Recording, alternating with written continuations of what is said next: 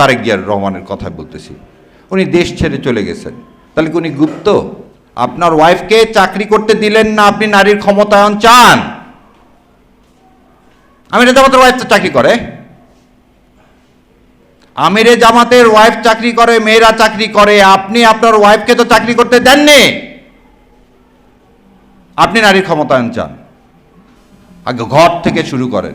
এবার আসেন, আপনি একটা কোম্পানি খুলছিলেন, সে কোম্পানির নাম ছিল কি? White and blue. এই কোম্পানি আপনি বন্ধ করে দিলেন। এই কোম্পানি আপনি 2017 সালে বন্ধ করে দিলেন।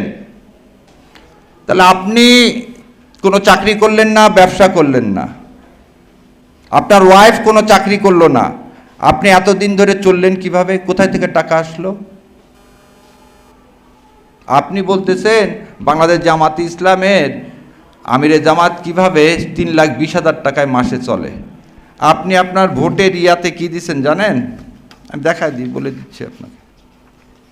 আপনি যাকে নেতা নির্বাচন করতেছেন সে বলছে তার মাসিক ইনকাম হচ্ছে, বাৎসরিক ইনকাম, একক দশক শতক হাজার লক্ষ 6,76,353 টাকা। 1 পাউন্ড সমান 170 টাকা। 6 লাখকে যদি আপনি 170 টাকায় ভাগ দেন, কত পাউন্ড আসে? 3,000 পাউন্ড। 3,000 পাউন্ডকে আপনি যদি 12 দিয়ে ভাগ দেন, কত আসে? 400 পাউন্ড। 400 পাউন্ড লাগে খালি একটা রেলের টিকিটের দাম। তারপরে খাইলেন কি? বাতাস থেকে? তাহলে আপনি এমন নেতৃত্বকে নির্বাচন করতেছেন যে হলফনামা করে বলে দিচ্ছে অসত্য তথ্য। আপনি এমন নেতৃত্ব তৈরি করতেছেন যে নেতৃত্ব আরেক দলকে বলতেছে নারীর নেতৃত্বায়ন করে না, আর আপনি নিজে নেতৃত্ব বিশ্বাস করেন না। কেন? সমস্যা কি? আর একটা বললেন কি? ধর্ম নিয়ে বাংলাদেশ জামাতে ইসলাম বিশ্বাস করে। 91 ভাগ তাহলে মুসলমান বিশ্বাস করে না ধর্ম? তাহলে 91 ভাগ এদেশের মানুষ মুসলমান না? 91 ভাগ মানুষ এদেশের মুসলমান না? এই রেটরিকগুলো তৈরি করে আপনি কি চাচ্ছেন? ভাগ করতে চাচ্ছেন। গত 17 বছর আওয়ামী লীগ যে রেটরিক তৈরি করে গেছে, মুক্তিযুদ্ধের পক্ষ বিপক্ষ, আপনি এর সাথে একই কাজ করতেছেন। তাহলে এই বয়ান কার? এটা কি হাদির স্বপ্ন ছিল? এটা কি 24-এ যারা শহীদ হয়েছে, রক্ত দিয়েছে, যাদের বিনিময়ে আজকে আমরা একটা নির্বাচন করতে যাচ্ছি, তাদের স্বপ্ন কি এটা ছিল? তাদের স্বপ্ন তো এটা ছিল না। তাহলে এই স্বপ্নকে সত্য করতে গেলে আপনাকে কি করতে হবে? আরও একটা জিনিস দেখেন, মানে এই কথাগুলো বলি যে ওই ভাই চলে গেলেন, উনি বলে গেলেন না দুইটা কথা। আপনি 45 জন ঋণ খেলাপিকে নমিনেশন দিয়েছেন, তার মধ্যে 7 জনের হাতে আছে 5,000 কোটি টাকা। 7 জন লোকের আছে কত হাজার কোটি টাকা? 5,000 কোটি টাকা। তারা, এই টাকাটা কার? পাবলিকের টাকা। আজকে 3 জনার বলছে নির্বাচিত হলেও তাদের নমিনেশন ফলাফল কি করে স্থগিত রাখা হবে যতক্ষণ মামলা শেষ না হবে। কি কারণে জানেন? একজন 2200 কোটি টাকা নিয়ে বসে আছে, 1 টাকাও ব্যাংকে দেয়নি। লোকের টাকা যার না দেওয়ার স্বভাব, তাকে আপনি কি ওই সংসদে পাঠাবেন আপনার পবিত্র আমানত হিসাবে? আমি এই কথাগুলোতে সবগুলো বলতেছি ডকুমেন্ট থেকে, কোনটা তো নিজের কথা বলতেছি না। শিক্ষক, শিক্ষক জাতির মেরুদণ্ড, তাই বলি না যে বাবা মার পরে আদর্শ চরিত্রবান কে হবে? শিক্ষক। গতকাল এক টকশোতে গেছি, টকশোতে যে এক ভদ্রমহিলা আছেন, নাম নাই বললাম, জাহিন ইউনিভার্সিটি টিচার, বললেন কি ধাম করে জামাতে ইসলাম 5% নারী সমর্থনের যে দাবি তার হচ্ছে বিরোধিতা করছে। আমি সঙ্গে সঙ্গে প্রতিবাদ করলাম, উনি বলল না, আমি ওনাকে দেখালাম। একজন শিক্ষক যদি মানে অপতথ্য ছড়ায়, তাহলে সেই জাতিটার ভাগ্যে কি আছে? ছাত্ররা তো শিক্ষককে ফলো করবে। যে শিক্ষক জেনে শুনে জাতি কোনো একটা দলকে পারপাস করার জন্য কি করতেছে? সার্ভ করতেছে, তাহলে কি করবেন আপনি সে জাতির? মারামারি তো অনেক দূরে। আমরা সবাই বললাম প্রেসিডেন্টকে সরাতে হবে, এই প্রেসিডেন্ট আওয়ামী লীগের পেতাত্তা। বিএনপি বললো না, সরানো যাবে না, কনস্টিটিউশন, এই যে কনস্টিটিউশন, একটু আগে ভাই বললেন কনস্টিটিউশন।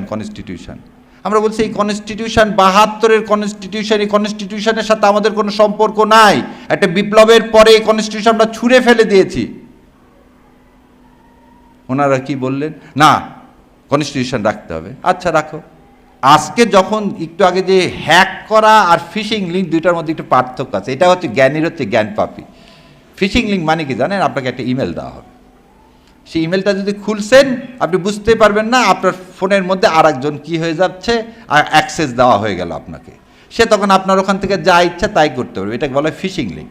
আর হ্যাক করা মানে আমার ফোন ইন্ডিয়া থেকে হ্যাক করছে, আমি সারাদিন চালাতে পারিনি, দ্যাট ইজ কল হ্যাক। তখন আমার ইমেলে আসছে তোমার এখানে এইটা লক করার চেষ্টা করা হচ্ছে।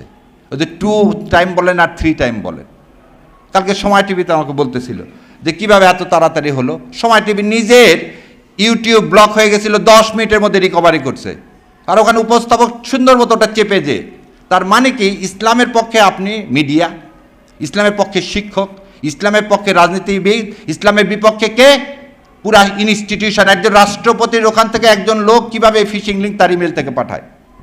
এবার আর একটা দেখো অপতথ্য, একটু আগে যে বড় ভাই বলে, উনি তো ডাক্তার মানুষ, বললেন আওয়ামী লীগ আর যাই করুক জিয়াউর রহমানকে নিয়ে কোনো বাজে কথা বলেননি। এই কনস্টিটিউশনের মধ্যে বলে দিছে, জাতির পিতা, আমি পড়ে দিচ্ছি 77 নম্বর পাতায়, জাতির পিতা বঙ্গবন্ধু শেখ মুজিবুর রহমান স্বাধীনতার ঘোষণা। পঞ্চদশ সংশোধনীর মাধ্যমে হঠাৎ করে তাদের কাছে আওয়ামী লীগ ভালো হয়ে গেল জামাত ছাড়া। আর জামাত ইসলাম কি বলছে? রিভলভ করা মানে কি? কর্নেল ওলি বলছে যে আমি প্রথম হচ্ছে রিভল্ট করছি, জনসভায় বললেন রিভল্টটা স্বাধীনতার ঘোষণা এক। একজন বলছিল স্বাধীনতা মানে শেখ মুজিব, এখন আপনারা নতুন আর এক ইয়া নিয়ে আসছেন, দুদিন পর শুনতে পারবেন স্বাধীনতা মানে আর একজন। এই তথ্য সন্ত্রাস করে আপনি চাচ্ছেন কি নির্বাচনটাকে বিঘ্ন করতে। এবং কেন আমার মা বোনকে আপনি আক্রমণ করতে চাচ্ছেন? কেন আক্রমণ করতে চাচ্ছেন? মা বোনকে আক্রমণ করতে চাচ্ছেন আপনি এই কারণে, যখন দেখলেন আপনি আপনার সমর্থন বাংলাদেশ জামাত ইসলামের বেশি। সো আপনাকে যদি ভালো ইলেকশন করতে হয় ভাই, তাহলে প্রথম সহনশীলতা, বয়ান তৈরি করা বন্ধ করেন, সহনশীল হন। বাংলাদেশ জামাত ইসলাম কোনো বয়ান তৈরি করেনি। আর আপনার একদিকে একটু আগে বললেন না 4 দলীয় জোটের, যেমন বলতেছে মেয়েদের প্রার্থী, আপনারা আপনাদের জোটে মেয়ে প্রার্থী দিয়েছেন, জামাত ইসলাম জোটেও মেয়ে প্রার্থী দিয়েছেন। হঠাৎ করে কেন আপনাদের মনে হলো যে জামাত ইসলাম মেয়ে প্রার্থী দেয়নি?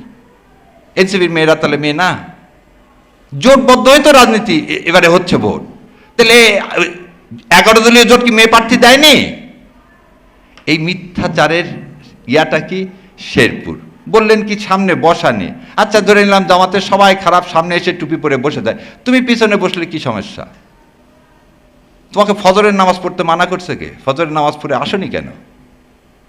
ও আমি ফজরের নামাজ পড়ে আসবো, এটা আমার অপরাধ।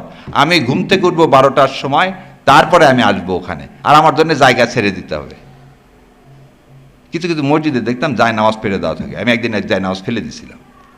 দয়া করে আল্লাহর ঘর দখল করেন না, কখন উনি আসবেন সেজন্য আগের থেকে ওইখানে জায়গা দখল করা হচ্ছে এসির মধ্যে। তো দয়া করে এই দখলের কাজগুলো বন্ধ করেন।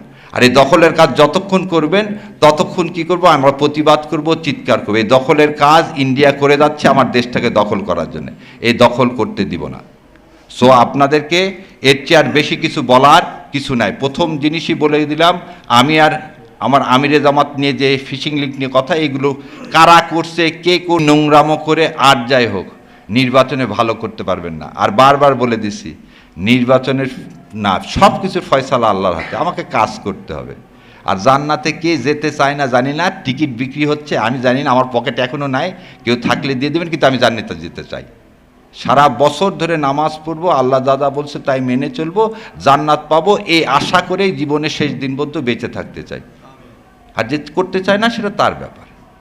আর এইভাবে রাগ করে একটা অনুষ্ঠানে এইভাবে বলা উচিত না কার বাবা কি, এটা শিষ্টাচার না, এটা শিষ্টাচার না, এবং বলে চলে যেতে হয়। আর এনসিপির যে ভাই বোনেরা রক্ত দিছেন, আমাদের হাদির গায়ে ময়লা পানি দিছে, তারপর বলছে আরও পানি দাও, কোনো সমস্যা নেই। সো আল্লাহ আমাদের সবাইকে ধৈর্য দেওয়ার তৌফিক এনায়েত করুক, সৎ বোঝার তৌফিক এনায়েত করুক। আর সৎ পথে থাকলে ইনশাল্লাহ এই ইলেকশনে যে আসবে তাকে বাধা দেব, বসে কিন্তু থাকবো না। লুট করতে আসবা, বাধা দেব, যেখানেই দেখবো সেখানে প্রতিহত করব, কারণ ভারতের আধিপত্যবাদ মেনে নিব না। এই জন্যই বলা হচ্ছে এবারের সংগ্রাম আমাদের আজাদির সংগ্রাম। এই নির্বাচন হচ্ছে আজাদি, এই হাঁ ভোটটা হচ্ছে আজাদি, না মানে গোলামি। আপনি আজাদি চান না গোলামি চান? আমরা আজাদির পক্ষে। আল্লাহ হাফেজ। আসসালামু আলাইকুম রহমতুল্লাহ বরকাতু। ইনকলাব জিন্দাবাদ। ধন্যবাদ ভাইকে। এই পর্যায়ে আমাদের কারণ কারণ শাহরিয়ার ভাইয়ের বক্তব্যের পরে কিছু আর বলার থাকে না আসলে, এবং শ্রোতার ধৈর্যেরও মনে হয় চ্যুতি ঘটবে আমার কথা শোনার ক্ষেত্রে। একটা মনোবেদনা নিয়ে আজকে আসলে এই অনুষ্ঠানে এসেছি। আর তো মাত্র নির্বাচনের কয়েকদিন বাকি। তো এই নির্বাচনটা হওয়ার দরকার ছিল। আগে প্রাতিষ্ঠানিক সংস্কারগুলো, জুলাই বিপ্লবের যে আকাঙ্ক্ষা, সেই আকাঙ্ক্ষার নিরিখে প্রাতিষ্ঠানিক সংস্কারগুলো করে তারপরে এই নির্বাচনটা। এবং একটা পর্যায়ে এমন একটা পরিস্থিতি তৈরি হলো, যারা এই কথাটা বলল তাকে সন্দেহের চোখে দেখা হলো, এবং প্রফেসর ইউনূসের সরকারকেই একটা পর্যায়ে সন্দেহের চোখে দেখা হলো, যে মনে হয় প্রফেসর ইউনূস ক্ষমতায় দীর্ঘদিন থাকতে চাচ্ছেন, দীর্ঘায়িত করতে চাচ্ছেন। আসলে একজন লোভী মানুষ কিন্তু একজন সৎ মানুষকেও লোভী মনে করে। আমি এখন থেকে বেশ কয়েক মাস আগে একজন ইউনাইটেড নেশনসের ঊর্ধ্বতন কর্মকর্তার সঙ্গে কথা বলছিলাম। যখন বাংলাদেশ পরিস্থিতি নিয়ে আলোচনা করছিলাম, তখন একটা পর্যায়ে বললেন যে তোমার দেশের জন্য আমি যদি কল্যাণ কামনা করি, তাহলে একটা জিনিস আমি আল্লাহ তাআলার কাছে কামনা করি, মানে গডের কাছে উনি বললেন। সেটা হলো, উনি বললেন যে তোমাদের যে সিনিয়র জেনারেশনটা আছে, এই জেনারেশনটা তাড়াতাড়ি মারা যাক।